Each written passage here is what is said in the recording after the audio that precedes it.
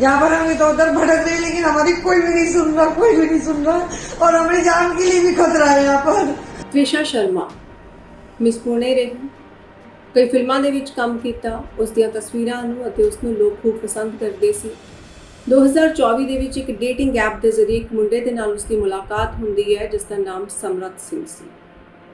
ਇਸ ਮੁੰਡੇ ਦੇ ਨਾਲ ਗੱਲਬਾਤ ਦੌਰਾਨ ਉਸ ਨੂੰ ਲੱਗਿਆ ਕਿ ਮੈਨੂੰ ਮੇਰਾ ਪਿਆਰ ਮਿਲ ਚੁੱਕਿਆ ਹੈ। ਮੁੰਡੇ ਨੇ ਵੀ ਵੱਡੇ ਵੱਡੇ ਵਾਅਦੇ ਕੀਤੇ, ਦਾਅਵੇ ਕੀਤੇ ਅਤੇ ਦੱਸਿਆ ਕਿ ਮੇਰੀ ਮਾਂ ਪਿਓ ਘਰ ਦੇ ਵਿੱਚ ਸਾਰੇ ਪੜ੍ਹੇ ਲਿਖੇ ਨੇ, ਜੱਜ ਲੱਗੇ ਹੋਏ ਨੇ ਉਹ, ਅਤੇ ਮੈਂ ਖੁਦ ਕ੍ਰਿਮੀਨਲ ਲਾਇਰ ਹਾਂ।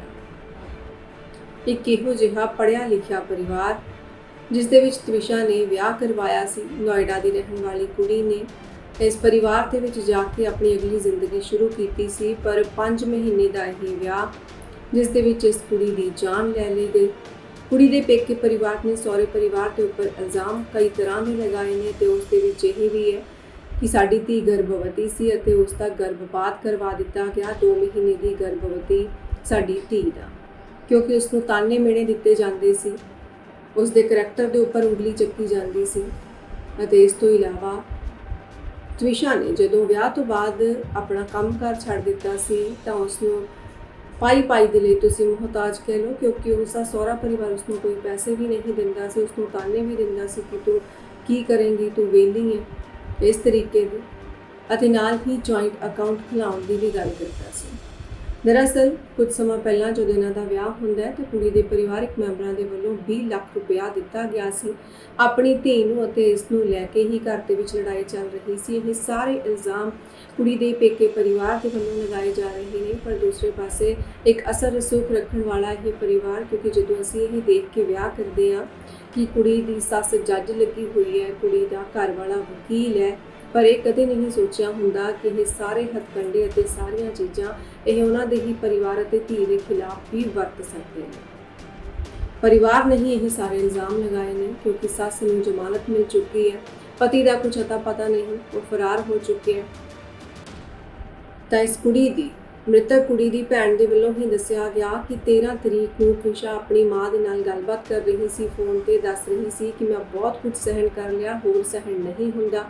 ਟਿਕਟ ਵੀ ਕਰਵਾ ਕੇ ਹੁਣ ਦੇਣੀ ਸੀ ਕੁੜੀ ਦੇ ਪਰਿਵਾਰਕ ਮੈਂਬਰਾਂ ਨੇ, ਕਿਉਂਕਿ ਉਹੀ ਟਿਕਟ ਕਰਵਾ ਕੇ ਦੇਣੇ ਹੁੰਦੇ ਸੀ। 15 ਤਰੀਕ ਨੂੰ ਤ੍ਰਿਸ਼ਾ ਨੇ ਆਪਣੇ ਘਰ ਚਲੇ ਜਾਣਾ ਸੀ ਪੇਕਾ ਪਰਿਵਾਰ ਦੇ ਵਿੱਚ, ਪਰ 13 ਤਰੀਕ ਨੂੰ ਉਸ ਨੂੰ ਮਾਰ ਦਿੱਤਾ ਗਿਆ ਜਾਂ ਮਰਨ ਦੇ ਲਈ ਮਜਬੂਰ ਕਰ ਦਿੱਤਾ ਗਿਆ।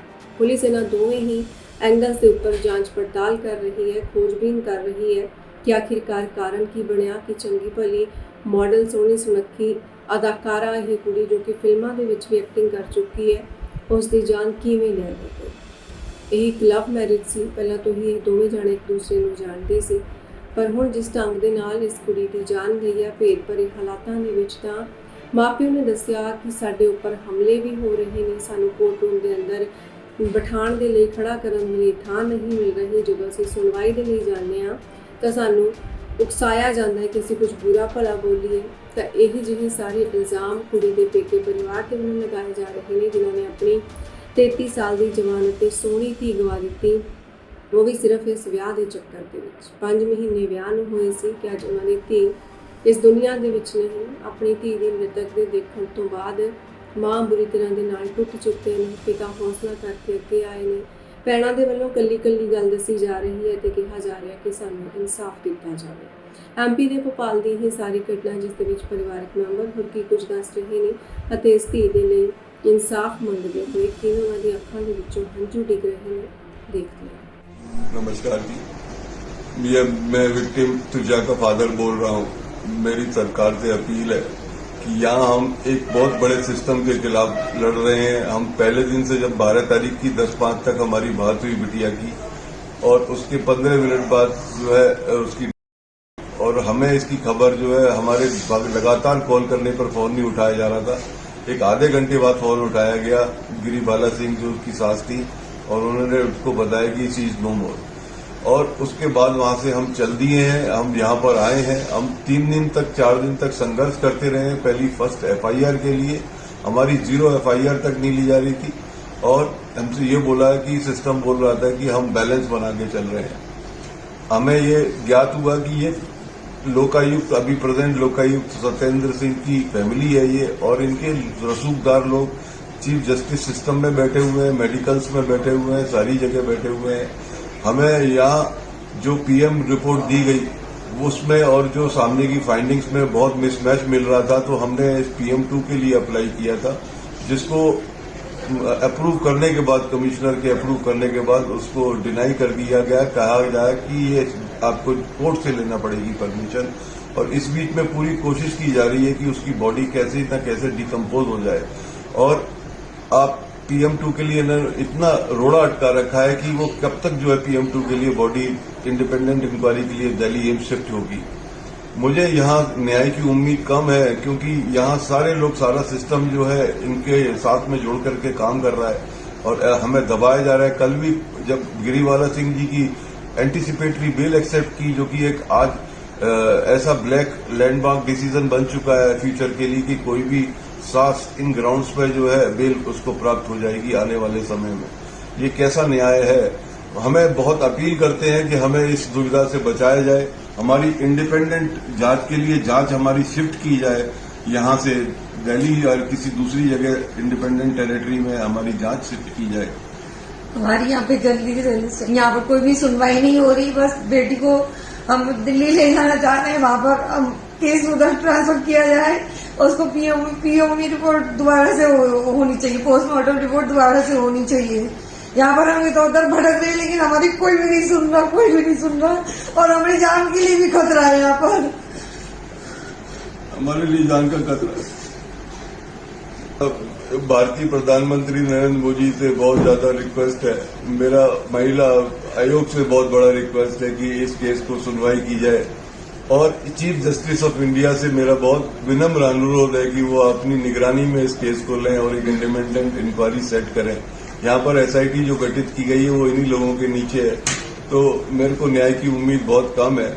मेरा बहुत रिक्वेस्ट है आप सभी महानुभावों से कि इस केस में जो है प्लीज हमारा जो है हेल्प की जाए और हमें न्याय दिलाया जाए। जो प्रार्थनाएं थी, दो हमारे मेन ऑब्जेक्टिव थे कि इसमें न्याय मिले, इसमें एकदम ट्रांसपेरेंट जो है जांच हो। तो निष्पक्ष जांच को लेकर के भी उनका ये था कि आपकी जो लड़ाई है वो उस जुडिशरी से है जो न्याय दे रही है, उसी का पार्ट है वो। तो जो टीम काम कर रही है वो भी उसी के नीचे काम कर रही है। It is very difficult situation, complex situation में है कि कौन कितना इन्फ्लुएंस में आ रहा है, किस में आ रहा है। तो इसमें भी उन्होंने भी माना कि इसमें बाहर की एजेंसीज की ज़रूरत है, बाहर की जुडिशरी से, अपर जुडिशरी से इसको गवर्न किया जाए इस इन्वेस्टिगेशन को।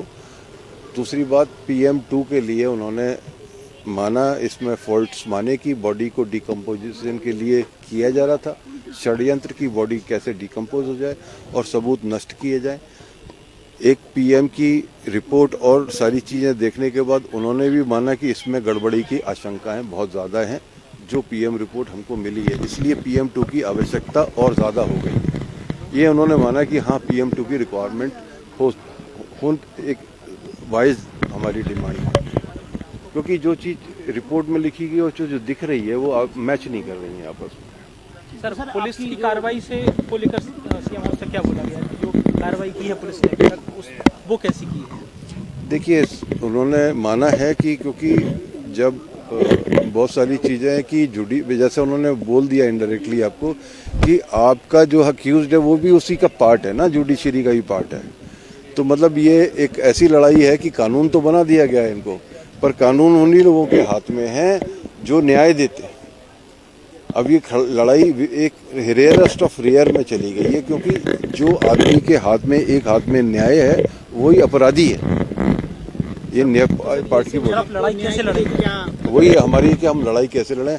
सरकार जो है कहती है कि जो एडमिनिस्ट्रेशन है उनके जो जुडिशरी है उनसे स्वतंत्र है, उस पर वो कोई दबाव नहीं बना सकते।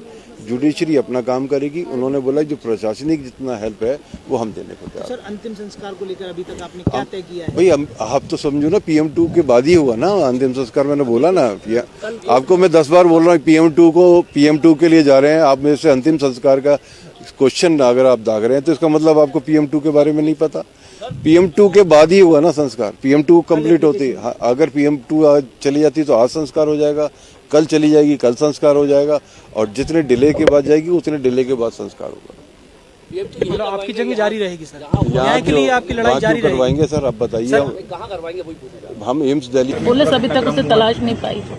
उसको लगातार तलाश कर रहे हैं। और रही जमानत की विषय, वो जो न्यायालय का विषय है उसमें मैंने प्रबलता से पक्ष रखा था। ये वधू पक्ष को भी इनको पता है, मैं खुद उसमें सामने आया था और ये लोग भी एक्सेप्ट कर रहे हैं कि मैंने प्रबलता से पक्ष